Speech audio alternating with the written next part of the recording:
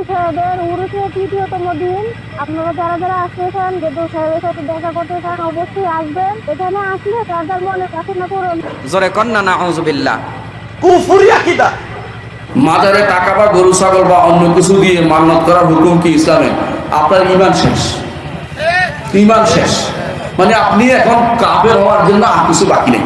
তওবা করে ফিরে আসলে আলহামদুলিল্লাহ, নইলে আপনি ঈমান শেষ।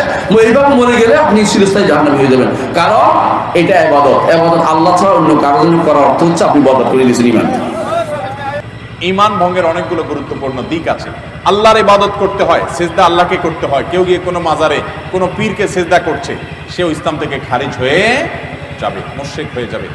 যদি সম্মান জানাতে গিয়ে সিজদা করা যেত, মুহাম্মদ সাল্লাল্লাহু আলাইহি সাল্লামকে সম্মান জানাতে গিয়ে সিজদা করা হতো, ঠিক না বেঠিক?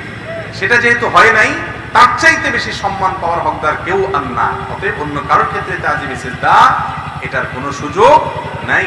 সিজদা এটা ইবাদত, আল্লাহ ছাড়া কারোর জন্য এটা নিবেদন করা শিরক, এটা শিরক। অতএব এটা করা যাবে না। আল্লাহ তাআলা আমাদেরকে বুঝার তৌফিক দান করুন। কবরে যেখানে ওরস হচ্ছে, ওই কবরে যেখানে সিজদা হচ্ছে, ওই কবরে যেখানে মানত হচ্ছে, ওই কবরে যেখানে টাকা ফেলা হচ্ছে, ওই কবরে যেখানে মানুষের আশার জন্য দৌড়ানো হচ্ছে, জবে করা হচ্ছে, মানুষ প্রাণী জবে করা হচ্ছে, ওইগুলি হচ্ছে শিরকের আখড়া।